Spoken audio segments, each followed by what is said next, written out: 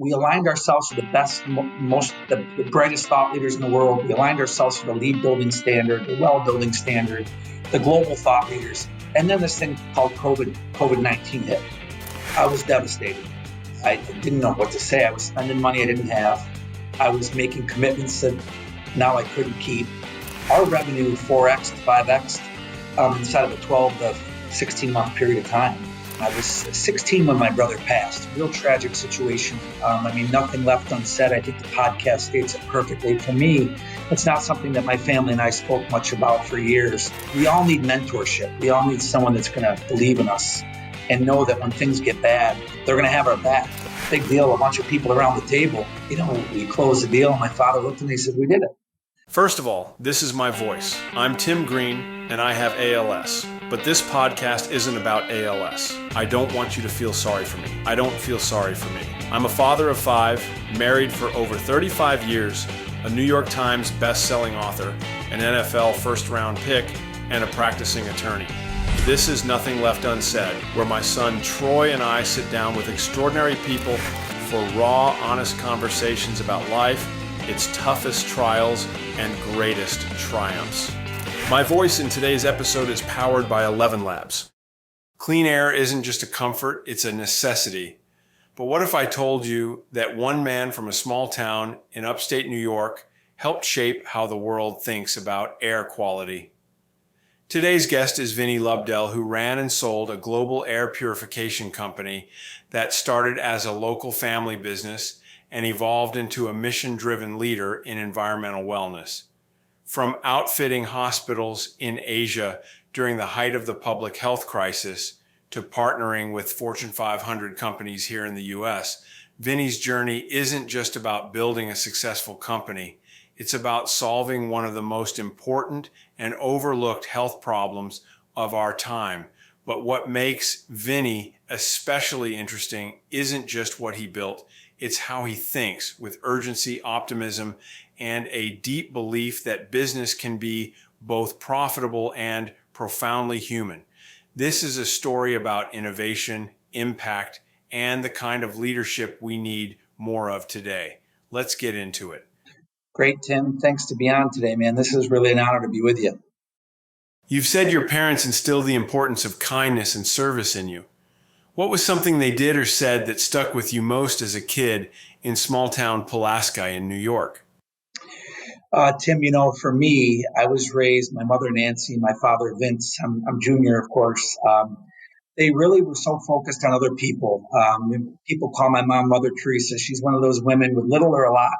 She always went out of her way to give and support others. And, they taught me to whom much is given, much is expected. And I guess that's all perspective, right? But for me, I was just so blessed to be in a family that put family first. My mother was with us all the time, was a stay-at-home mom. My father was starting to build a company and was gone a lot. And, our whole purpose was the family, and it was just a real great experience. I remember my mom walking to the store with me and bringing me to little Pulaski, New York stores, and it was like the metropolis for me at the time. And she would bring me in, and she was just so kind to everyone. And I saw how her kindness resonated and how she changed people with how she treated people. And, I realized that the key to life is making sure that no matter what you have or who you are, that you're kind to people. Did you ever see that change with your parents? They've always been the same regardless. Yeah, my father was the type of guy that, he hard work worked. He was the type of guy that said, you can be the smartest guy in the room, but if you're not willing to roll up your sleeves and do what others aren't willing to do, good luck, And so I took that lesson from my father. My mother was the softer side. My father was let's hard charging, let's go make it happen, where my mother was more empathetic. And really, I could feel her and how she felt for others. And so it was a really amazing blend where I had this guy that was really driven and focused and wanted to make big things happen. And I had my mother that, took the back seat a lot of the times to my father and, did the stuff that was very difficult while he was traveling all over the world. She stayed at home and did the daily grind with us. And so I always saw it. I saw it as from a young man to where I sit today. It resonates and is something that still profoundly impacts me is just how they treat other people. It sounds kind of familiar to me. I say to people that My dad was the wind at our back, pushing us forward, and my mom was the wind underneath us, lifting us up. So Yeah. we kind of are constantly getting pushed along Interesting. and also lifted up at the same time. Yeah. Interesting. Come on, Troy. I did a little lifting too. Vinny growing up in a rural area and then operating globally, what do you think that small town upbringing gave you that can't be taught at business school? That's a great question, Tim. When I was involved in the business, Pulaski and the greater Central New York community was so impactful to us. We could go and talk to anyone from the local banks to the local business community, and they would help us. They were very mindful of, a rising tide lifts all boats, which is one of my mantras. I really think that was the key. And as you go into other markets, I think that, as we started to grow and go into the global marketplace, very cutthroat. It's a very price driven. And what we found is building the relationships in the local community. We did that, and we continue to grow those relationships globally, and that made all the difference in the world. And I think that mindset for us, that a relationship matters and we can win through relationships, is what was ingrained in me from a small town perspective, and that we took that globally. As you know, I love the local mindset. Vinny, this podcast is called Nothing Left Unsaid for a reason, and I want to ask you about a dark time. You experienced a terrible personal loss when your brother, Rusty, committed suicide. Did that moment reshape your view of what success means? Yeah, I was real young. I was 16 when my brother passed. Real tragic situation. Nothing left unsaid. I think the podcast states it perfectly. For me, it's not something that my family and I spoke much about for years. My brother ended up taking his own life. My mother found him. He was still alive. And now, being a father of 5 and one on the way, I can only imagine what my mother went through. And it certainly gave me a perspective. I learned that life is a challenge. Life is messy. And I think it doesn't matter who you are. Life can be messy for all of us. And I learned a great lesson. I think the best lesson I learned through that was resilience. Most people would have probably cashed in their chips, like my mother cashed in her chips, and her life would never have been the same. And what I saw with her was she rolled up her sleeves, and she sunk her teeth into taking care of me and my sister in the community, and embracing the challenge. And, it's something that never leaves you. I don't think you ever get over something like that. I think it's something you learn to live with. And, I think what the key to our mission now, and I'll touch on my father, the key to my mission now, our mission, is to make sure that devastating situation that we went through can be a positive, and that we can help others and help others go through that may potentially go through a similar situation, realize that it doesn't have to be the same way. What I learned from my father through that time was, my mother and father had a very difficult relationship through that time. And they really worked together, stayed together, fought together. And it was something that I think for me showed me that anything's possible through faith and through working closely with your family. And it brought us much closer as a family. And today, I could say that my mother and father have the best relationship a husband and wife can have. It wasn't always easy, but they hold hands, they travel together, they do things, and it really embodies what I hope to. I think I worked very hard at my marriage, but I think what they've done through all the trials and tribulations has shown me what a true marriage is, and that through hard work, discipline, and faith, anything can be accomplished. I never heard that story. I knew that you and your family, I think your son, you're working on mental health stuff in the upstate New York area, but I didn't know that story behind it. Yeah, what's really interesting, Troy, is my brother was a great athlete. Admired your father, believe it or not. We talked a lot about it. My brother's a great football player, had a beautiful girlfriend, and one day he just got sick. And back then, my parents had very limited resources. Blue collar family, upper, maybe middle class, and my parents tried to do everything they possibly could to get my brother help. And there just weren't the resources then. And so I think for a long period of time, my parents didn't think they could do enough to solve the problem. And now, they know it wasn't their fault. And that's really the key to this for me, is to making sure that my success, the success of my sister, the success of our family, and that of every endeavor we get into is really a testament to their hard work and commitment to helping my sister and I become the best versions of ourselves. Thank you for going there with us. Vinny, if your kids only remembered 3 lessons from you, what do you hope they'd be? That's a great question. Only 3. I think the first would be to wake up every day with a heart of gratefulness. I think that at the end of the day, we all deal with many different challenges in life. But if you focus on the things and the positive things that we have going on in our lives, I think that duplicates itself. Um, I, I would also say that self-discipline, crucially important. I think we can be motivated, we can be excited about something, but the only way we achieve greatness in life is through self-discipline. We have to really be focused on doing the things that are really hard, even when we don't want to do them. So, 1 would be gratefulness, waking up with a heart of gratefulness. 2 would be being focused and disciplined on what it is that you want to accomplish, even when things are tough, even when it's a bad day. And then 3, I think there's positivity.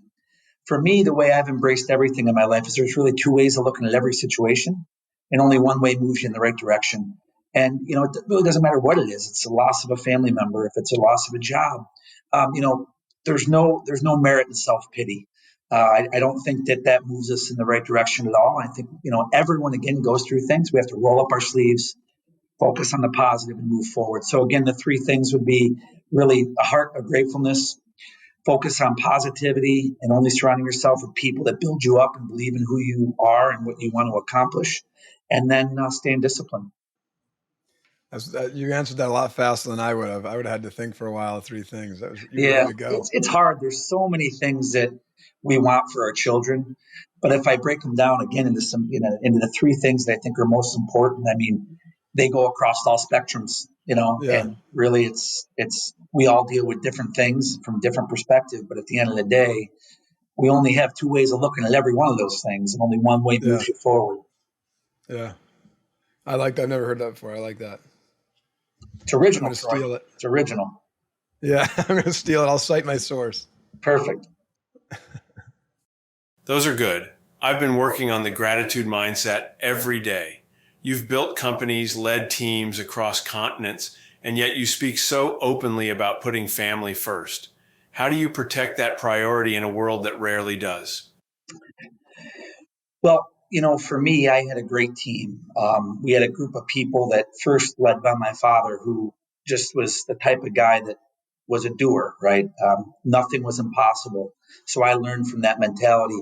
I think part of my mentality now is because I went through a very traumatic situation where my first children, I went through a difficult divorce, and I was building my business and doing these things. And, you learned from the challenges of that disappointment and setback to how I wanted to live my life moving forward.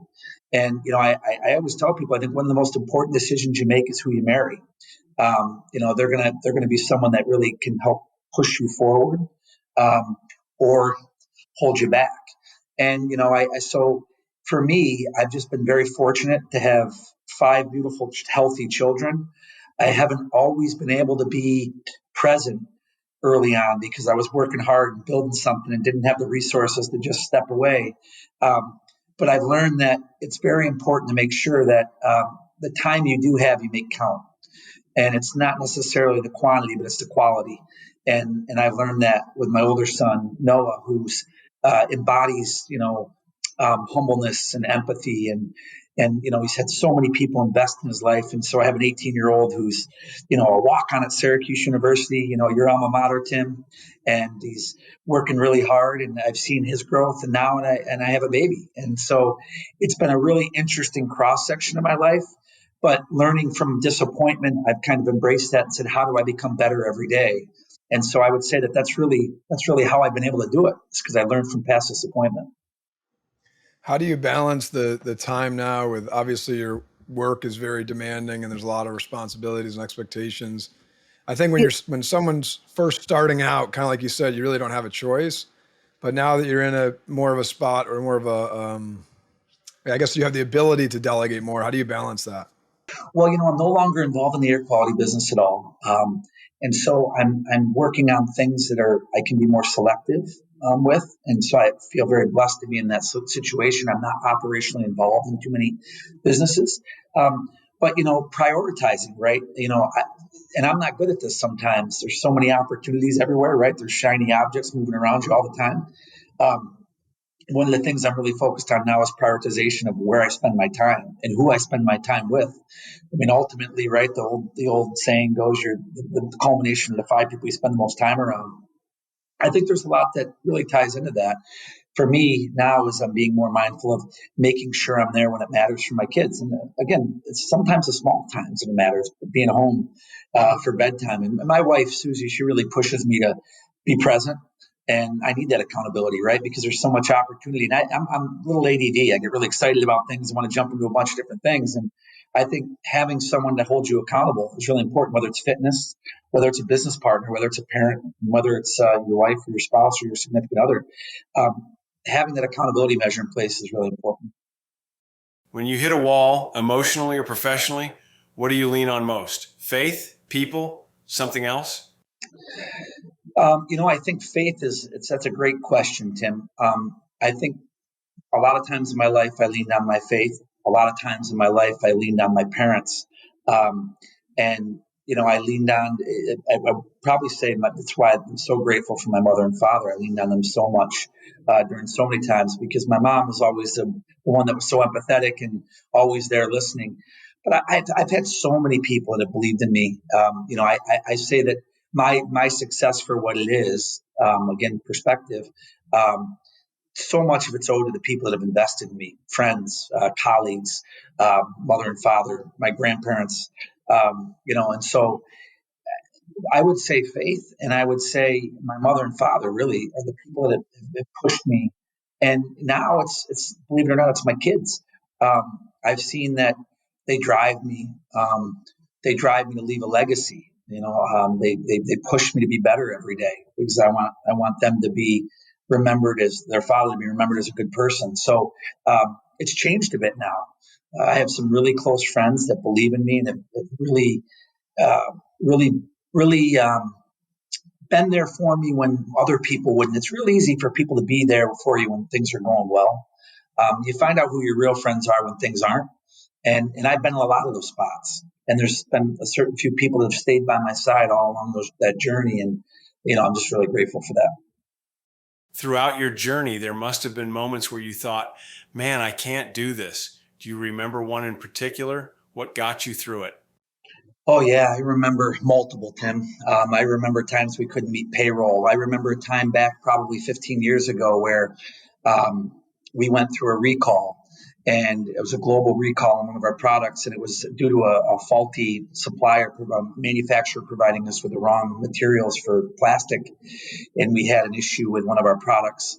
And at the time, we were still a very small company, and we were an FDA listed medical device, and we had to basically we had to make a decision of whether or not we recalled all the machines we had in the market or whether or not we risked it. And I remember sitting there with my father, and, we didn't have recall insurance.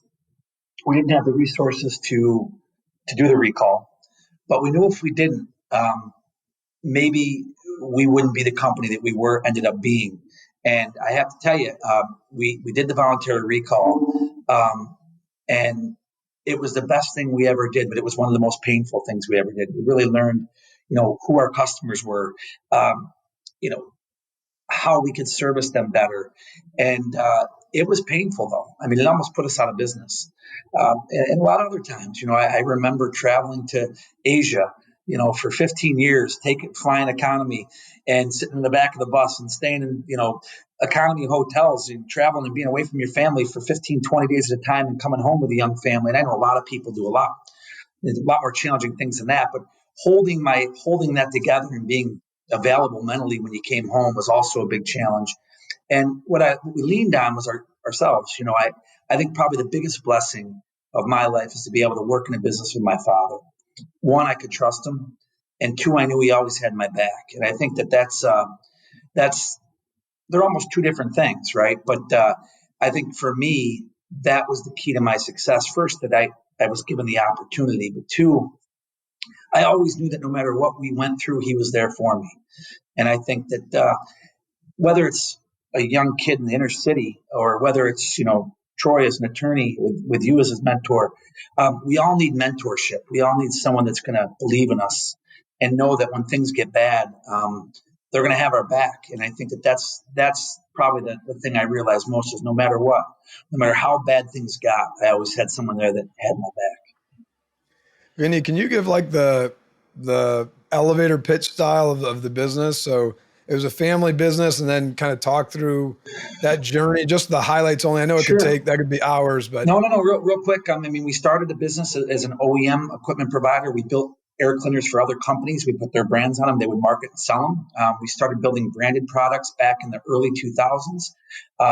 My father was an expert in air cleaning and filtration. We were building commercial air cleaners, medical grade air cleaners, residential air cleaners at a time when no one cared. There was very strategic needs, which were medical issues. At the time, there was cigarette smoke, which everyone was in the space. But then when cigarette smoke stopped, we were like, we had to reinvent ourselves. We were doing a lot of smoke eaters, et cetera.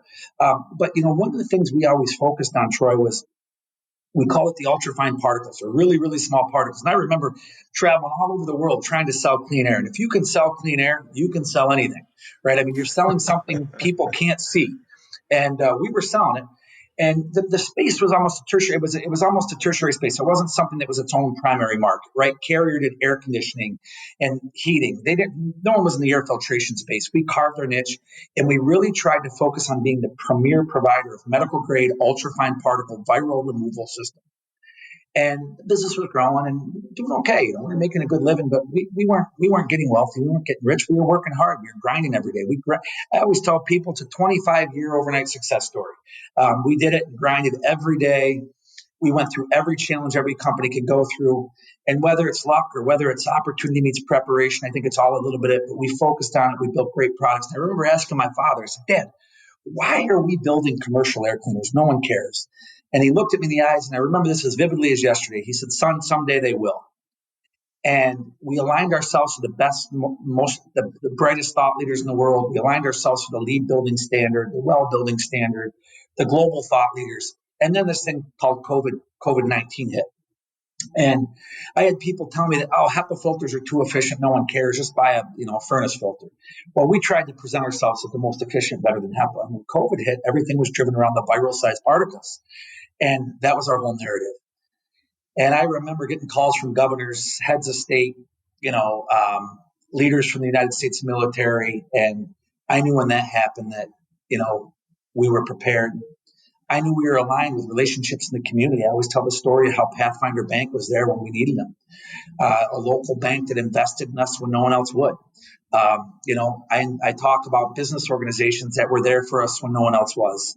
Friends and family who loaned us money at times that were tough when no one believed in us, that got us through it. And I remember sitting on, in the closing call with my father when we sold the business for the second time. And, it's a big deal, a bunch of people around the table. And, we closed the deal. And my father looked at me and he said, we did it. And I remember that being a moment in my life where, 20 to 25 years of us working very hard together, believing in each other when no one else believed in us, a lot of sleepless nights, a lot of uncertain times, a lot of people laughing at what we did, to all my friends saying, you guys are in clean air. Oh my God. So it was a really amazing moment. And, now we're not involved in the business. We haven't been in a few years. But it was a humbling and defining moment in our lives. And now, we feel very grateful that we had that opportunity. And now we're looking at how we move forward to continue to make an impact in everything we do. So when COVID hits, did your revenue 2x, 3x, 10x? What was the difference in that? Well, see, we had a business where we had a razor blade, right? So every machine you put in the market basically has a filter that has to replace. So, our revenue 4x, 5x inside of a 12 to 16 month period of time. And again, there were a lot of other companies in the space. We had built such strong relationships with our suppliers, our vendors, our banks, that when we went through them, we made ass. They made it happen. It was a complete team effort. I remember our employees staying late, working around the clock just to deliver. I would have the hospitals in New York City sending us pictures of body bags and coolers saying, we need your help. We need your help. Um, and so the most intense experience I've ever went through in my life. Sleepless nights for weeks.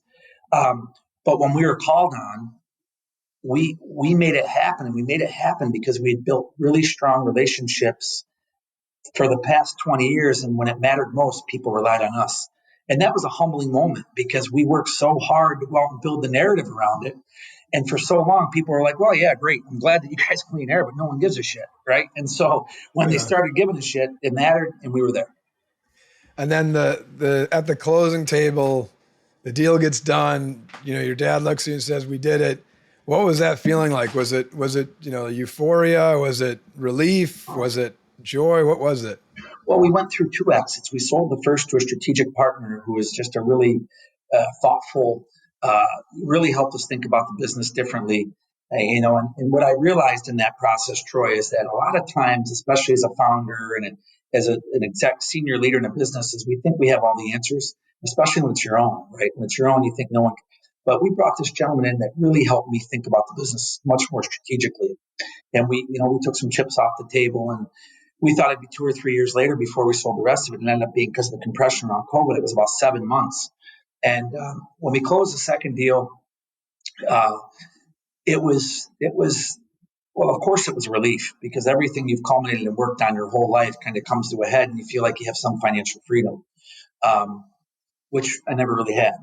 My family didn't come from a lot of wealth or resources. So it was one of those things where, again, I say it's a 25-year overnight success story from in the trenches, and it was a relief, but it was also, I really thought we could take the business to another level. I thought that the company that we were partnering with, great company, I thought that they would really help us grow the business. The business, I think every building with a door needs what we had. And I also believe that what surrounds us matters, right? So whether it's pollution, whether it's positive or negative people, whether it's the food we eat, what surrounds us matters. And I think that we did a great job for many years making an impact globally for people and for mankind. Why do you think Healthway worked when so many others in this space didn't? I think it came back to relationships. I think everything in life is alignment. We had partners that could have left us and went for a cheaper product. They could have left us and went for a shinier, a shinier product, one that looked better. But we had spent 20 years in the trenches building relationships, really educating people on what true air cleaning was, really understanding what the problem was and delivering a true solution, not a product. Our business was very solutions driven, not product driven. And that's how we presented it. And I think that, Tim, to be honest with you, I think that was the key to it. We would approach every opportunity to sell as an opportunity to bring value. And the opportunity to bring value was really around understanding what the client's need was before selling them something. And whether that was sending a team to India to work with ITC hotels to really spend tens of thousands of dollars to get a team over there to understand it before we sold them something that may not work, where we could have just sold them a portable air cleaner and plugged it in and said, hey, you're all set to go, and it looked like a Band-Aid. We really focused on delivering solutions.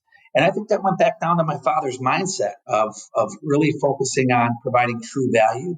And we had a tremendous team. I remember people that I worked with in the field where we would travel all over the world on education, going in and talking with people about what the problems are, understanding what's in our environment, and understanding what products or solutions will help address each issue. And that's basically how we addressed it. And so I think that's really what made us different. Was there a moment when you realized this was more than a business and that this might actually be your calling? Well, that's a good question. Helping people that have real issues. We would have people that would call us and tell us that our products saved their lives. Sometimes I think we get into things not really understanding what the true impact of what we're doing is. And I think that's why it's so important for us to share the impact that, people and products and solutions have in our lives. Because I think if we did that more frequently, people would probably stay course longer and we get better solutions and better outcomes. For me, that was what did it for me, Tim. When we would send products into people's homes that were severely ill and find out that we had helped prolong the better health, things like that. And so that was it. I think also traveling the world. I'd been to 50 countries. By the time I was 35, and really understanding that this was a global problem. I think it was probably the biggest epidemic of our time. I mean, they say 90% of all disease potentially caused by airborne pollution, right? And what we see or what we can't see matters, and we can't see any of the stuff floating around us. So I think that seeing what we did through COVID was real humbling. I mean, we were providing hundreds of thousands of systems to Department of Health, to school districts around the world, and to see them open up utilizing our solutions was that was really, really humbling. And I still think about it today, it gives me goosebumps. What's a failure or a mishap that looking back at was actually a blessing? I don't know if it was a failure, but in 2019, we were going to sell the business to a company. We had put all of our money into the business. We had put all the money into the diligence, and my wife was pregnant for my fifth child, Lori. I had spent most of the money I had in getting through the diligence we had, and all of our business, all of our money and wealth at the time was in our business, and the company was a great strategic partner of ours, and we had the deal done. And I get a call about 2 months before closing, and they just said that at the time they had to back out of the deal. And I remember sitting there, Tim. I was devastated. I didn't know what to say. I was spending money I didn't have. I was making commitments that now I couldn't keep, and I was devastated. I went and told my wife, and it was really, really a tough time. And I think 4 or 5 months later, we sold 25% of the business for what we were going to sell 100% of it for.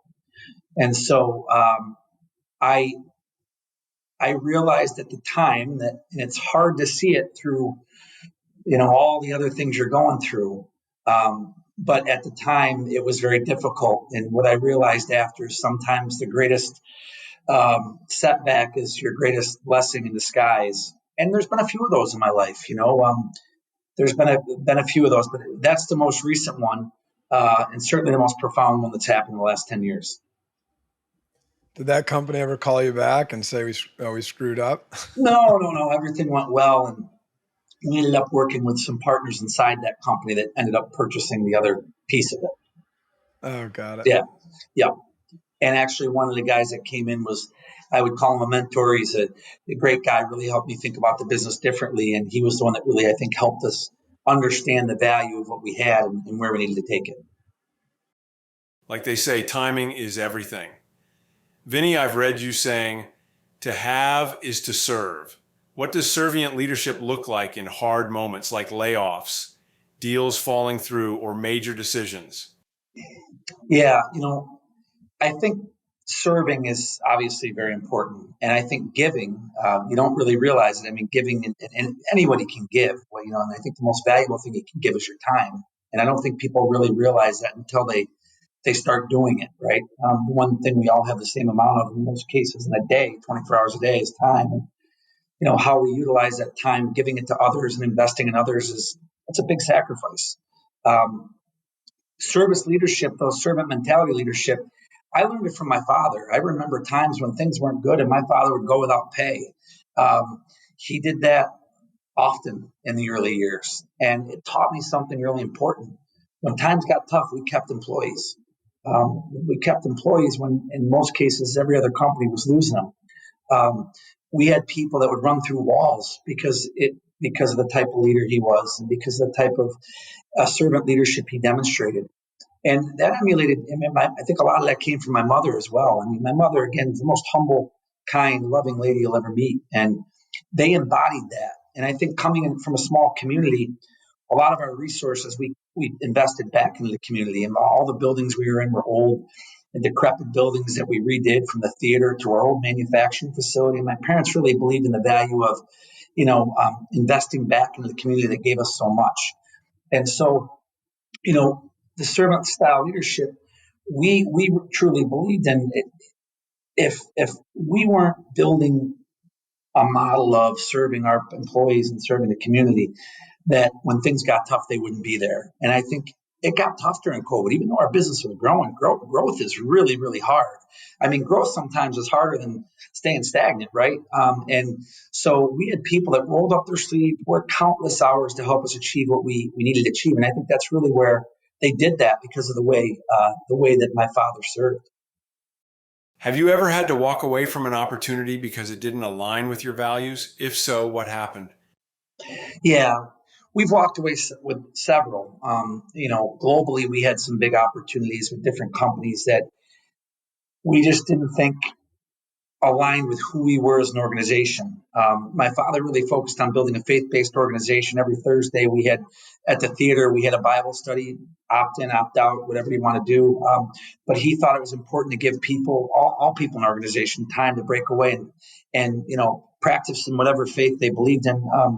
We did a Christian Bible study at our theater there, but there were a lot of times that we stepped into relationships that we didn't think aligned with our values, and we had to walk away. And a lot of times that it's very hard when you're a smaller company trying to grow, because you want to absorb every opportunity you can to move the needle. And a lot of times when you find a partner that may not have the best long-term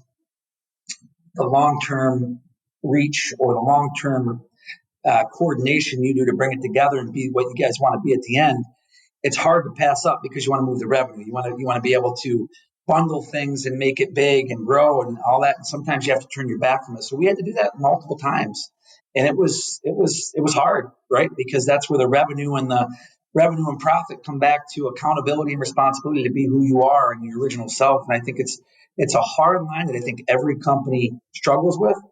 And I think that comes back down to the culture you set, the values you create, and the person you are. And I think that, again, I pushed that back to my mother and father. They always focused on doing the right thing. Your parents sound like great people. Hey, what's something you've changed your mind about as a leader in the last 10 years? Tim, I would have to say that there was something I really don't believe in the work at home mindset. I think that people, for me, I think that when you create a culture inside of an organization and you can all be together, I think it's so important. I think the collaboration is so important. When COVID first hit, we saw everyone working from home and the benefits that it provided to some people. But I think that rolling up your sleeves and coming to the office and collaborating with a team, you get so much more done. And obviously in some jobs it's not possible, right? But I think that if I were to get in a heavy operational role again, I'd want to make sure I was in an organization where the team worked together every day and was together and present together every day, so that you could really create a culture of winning and a culture of success. And some people can do that virtually. But for me, the wins that we had when we were all together, it was special. And after we stopped being together and present, it just didn't feel that way. It wasn't the same for me. You've helped improve the air people breathe around the world. But what legacy matters most to you? Yeah, the legacy that matters most to me is certainly helping create more equity and access in the mental health space worldwide. I think that all of our jobs, all of our careers give us the ability to make a profound impact in other ways. And for me, that's why I'm so passionate about the Lobdell Family Foundation that we're setting up now. I saw the impact that the loss of my brother had on my mother, certainly my father and my family as well. My brother was my best friend. But I think that we're in a day and age where people can empathize with it, pediatric cancer or some of these other cases, and but they can't necessarily empathize with a 45-year-old man that's struggling to keep his thoughts straight.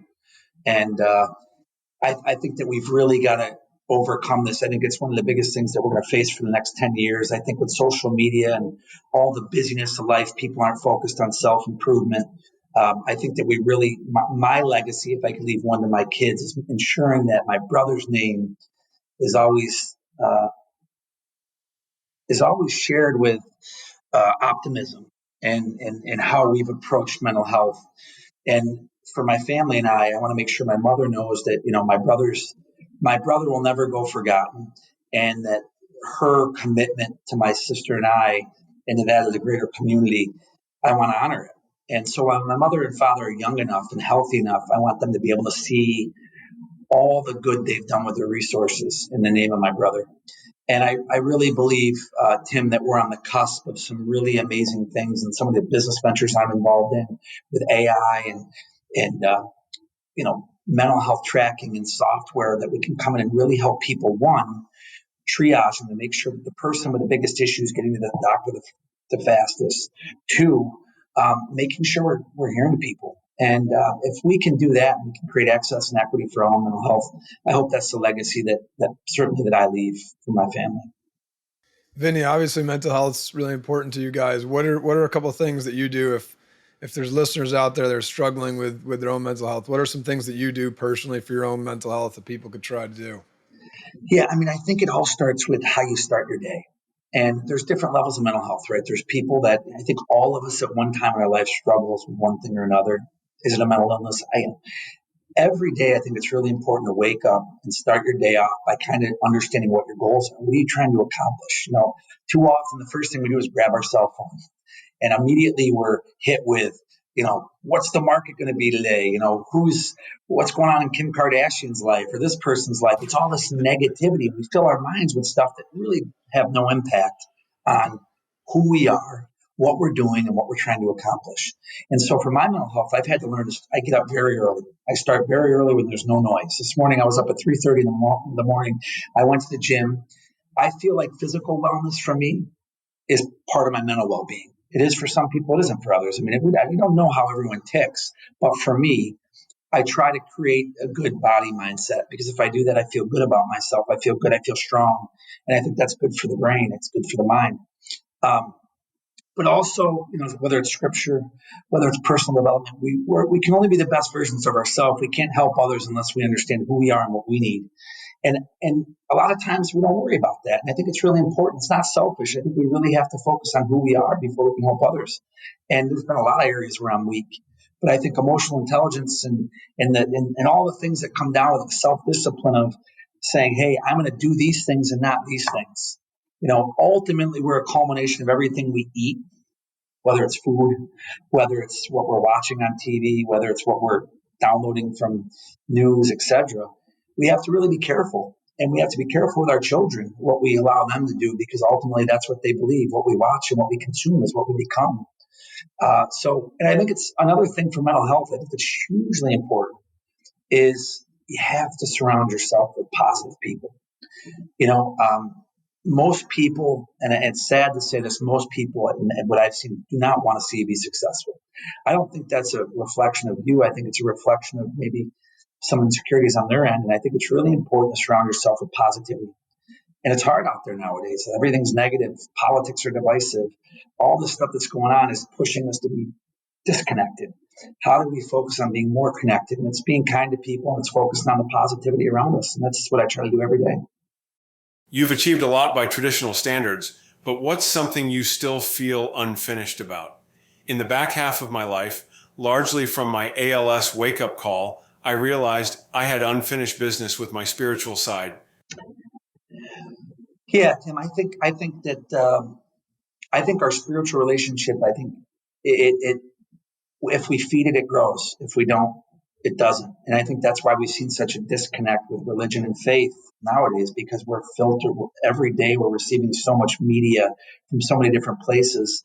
I believe I have spiritual work to do. I think that I'm in a spot in my life where I used to, when I first sold my business, I thought Ferraris and material things were going to make me so happy. And what I realized is it's so short-sighted. Yeah, they're cool, they're fun, but I've realized that you get very little joy out of them long term. And I think that, yeah, I definitely think that there's faith work I have to do. There's probably relationship work I have to do with my daughter. I think that probably there's been, I wouldn't say neglect, but there's been times in my life where when it's very difficult and abrasive on the other side, you tend to just move from it. And so I think there's things there that I have to fix, or certainly water more. And I think also it's maturing more as a man in the things that I want to become. I think that as you become successful from a monetary perspective or from a worldly perspective, things may become easier, but I think that if you're not disciplined enough, they can become harder because you make the wrong choices because things are easy. And for me, a big focus for the next 2 to 3 years is really focusing in on saying no more, being more disciplined, and becoming a better and the best version of myself. What was the moment in that you said, like, when the first company first sold, you were buying the kind of traditional fun, stupid things, the cars and that kind of stuff. What's the moment that you realized, this is short term and I gotta get back on track here? I should have realized it back in 1998 when I bought a Chevy Z71 pickup truck because the guy I looked up to so much in high school, he bought one. I was like, wow, that's the coolest thing. And I bought one. And about a year later, I was like, this isn't, I need that, and it was a constant chasing after the wind. And I think what you start to realize is that it's a chasing after the wind. It really is. It's empty. It's one of those things where I probably realized it, Troy, to be honest with you, maybe 2 years ago, where I started to realize that some of the places I was spending my time, some of the money, time, resources I was deploying for things weren't giving me the satisfaction I thought they would. And I still am at a spot right now where I take time and I speak to a great, I wouldn't even call him a mental health coach. He's a counselor. I've worked with him over the last 20 years. And he tells me the things I need to hear, not what I want to hear. And I think that's important for all of us, no matter what point you're at in life, is to have someone that's going to ask you the hard questions, even when things are easy financially.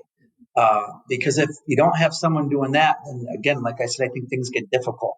And so I really tried to focus on embodying that and having someone coach me from an ongoing basis. But yeah, I would say probably to answer your question directly, probably 2 years ago, I started to realize, what am I doing? Is there Did value something here?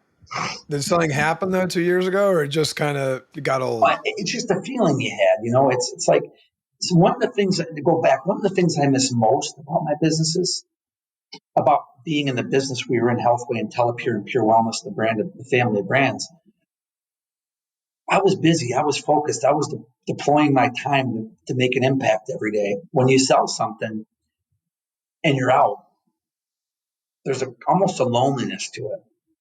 And so you start to fill that loneliness. People say, oh, geez, if I did that, it wouldn't matter. I'd be filling my loneliness with this and that.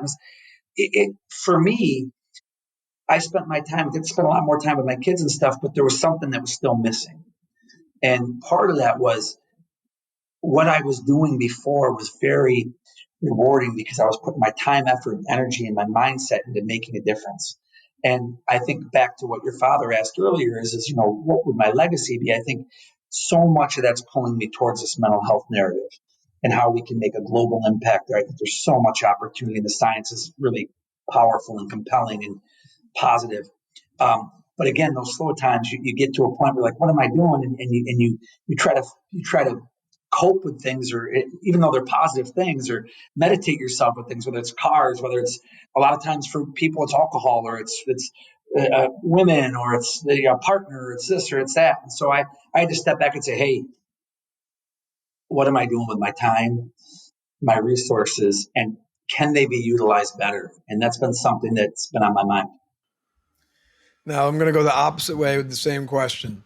Yeah. All of a sudden you get your windfall of money, you got a bunch of cash. What's something you bought that you're like, holy cow, I wish I could have had this 10 years sooner? What's some of the best things you did? Everything I invest my money in now is experiences. One of the things I did that was the most impactful thing I've ever did for my family is my mom and dad had their 40th wedding anniversary.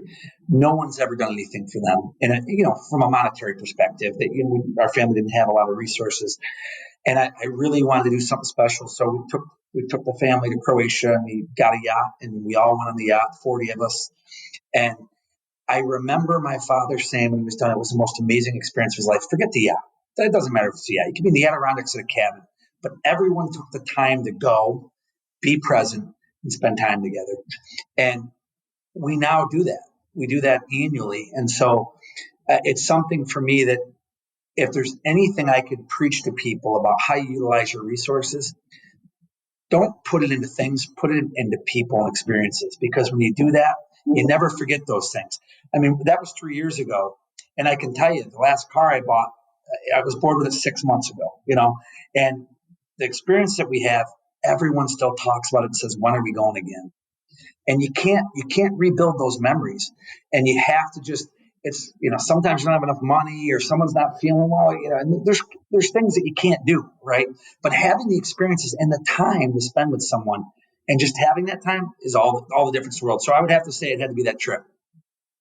There's nothing better than creating memories with loved ones. That's a perfect segue into my last question. At the end of every podcast, I try to invite our guests to brag about their families. So please brag away. Oh, well, in the family category, I'm probably the most blessed guy on the planet. Again, I think that coming from a family that's instilled support, hope, I think every kid, one thing they need, and I think there's so many that go without it, is hope, right? I mean, if you're hopeful, there's always opportunity at the end of the day. My mother and father gave me that, and every day I wake up knowing that no matter what, they're there for me. And I think that I wish every child had that. But, my 5 kids, I've got one on the way. It's been an amazing journey. My oldest boy, he's probably one of the most empathetic, kind, charismatic young guys I've ever met. He really leads with empathy, and I couldn't be more proud of him. Noah, he walks on, gets his butt kicked every day at basketball practice. He gets a lot of hate, from social media sites and stuff. And I always say, listen, buddy, you're doing the one job that I couldn't do. Getting your butt beat every day in practice, traveling all over the world, and never getting on the court. And I said, so keep being a guy of character, keep doing the things that no one else would do, because then you get results that no one else has. And he's just a great kid. I have a daughter, Lainey, who's probably my most talented athletically, great daughter. She's just doing wonderful things in volleyball and very, very smart. Goes to CBA. My middle boy, Liam, awesome kid too, great basketball player, works really hard, my most competitive kid. And then to the other 3, well, I should say 2, I've got a 4-year-old Rory, who's, man, I'll tell you, Troy, you've met Rory. She's as cute as a button and certainly takes after her mom. She's just very witty, very smart, gets all of her qualities from her. And then little Vinny. We got Vinny the third that showed up about 13 months ago and takes after his mom as well. Very kind, sweet. Rory's a spitfire. He's very laid back and mellow, sleeps. Rory doesn't sleep at all. She's up with me every morning at 4:30 or 5, screaming and hollering, asking me to play Barbies. And I'll tell you, if you can figure that one out, if you can figure playing Barbies out at 4:30 or 5, and you can do that, that's as tough as selling clean air. That's a tough deal, man. And we have our final child on the way, and a little daughter that will be born in October, and really excited about that. For me, it's again, I always say sometimes life is messy. It's not what we expect. And it's always about how we approach it and how we move forward. And for me, I just feel incredibly blessed to have the opportunity to have 5 and one on the way, healthy children who I really believe have had so many people invest in them. And, I'm really excited about their future and life together. Now on to our final word segment, where we ask our guests a few rapid-fire questions. What was the happiest moment in your life? Birth of my first son. What is the biggest adversity you've faced? Divorce. What are you most excited about? Spending time with my family. What advice would you give your high school self? Failure is not the opposite of success. Failure is the quickest thing to get you to success. Trying hard, working hard, failing refines you, sharpens you, and gets you to success quicker. And I think it's the only way to success is working hard, failing, and moving forward. Do you have any book recommendations for us or for the listeners? Yeah, I mean, I love 21 Irrefutable Laws of Leadership. I read Psalms and Proverbs a lot because I think there's so many little takeaways from that. I listen to a lot of podcasts. I love Malcolm Gladwell. I think he's great. I love all his stuff. The Secret's a great one. 3 Magic Words, if you want to go really deep, spiritual. 3 Magic Words is a book that one of my mentors and close friends made me read. and I realized that it was really special. Dr. Robert Kiltz, he brought that to me, and I read it, and I had to read it 4 or 5 times to even get it. The guy's so smart. But it was an incredible book, and I really realized and reflected quite a bit on that. I highly recommend that to anyone that likes deep reading. I'm sure my dad will read that. That's if it's deep reading. I would have to read it 3 times like Yeah, you, but my dad would get it I know right your away. dad doesn't. The name of our podcast is Nothing Left Unsaid. Do you have anything you want to say? Just so happy, Tim, that you had me on. Really grateful. You embody everything that success and perseverance and self-discipline is. And, it's just a real honor to be here with you. Vinny, before we let you go too, I got to ask you, at the end of every podcast, we ask all our guests, who are a couple people that you know personally that you recommend that we should try to get on the podcast? Have you had Dr. Kiltz? No. He's amazing. I mean, he's one of the people that he's built the largest privately owned fertility clinic in America. At 38 years old, he was out of a job, and he continued to persevere and build, literally today, he's redefined birthing in America, right? Like giving people children. He's just one of the most charismatic, inspirational people I know. I love Shaq. Shaq's a great guy to be around. He's really fun. Carmelo's great. I think Carmelo, Hall of Famer. He was just up at the house 2 weeks ago. All the things he's doing are really great. I have a whole list for you. But it really depends on who you want to have around. But it's one of the most inspirational people I've ever met. He's right here, and another guy's Dr. Robert Corona. I've just been so amazed by his leadership and how he's done great things. Just impressive two people. Yeah, I got to follow up with you on those. We had Charles Barkley on too, so I feel like we've got to get Shaq now. Vinny, thanks so much for taking time out of your schedule to talk with us. You are a good reminder for us all that you can do good while doing well. Yeah, thanks so much, Vinny. It's really great having you on. Good conversation, and look forward to connecting after this. It was a real honor, guys. A real honor.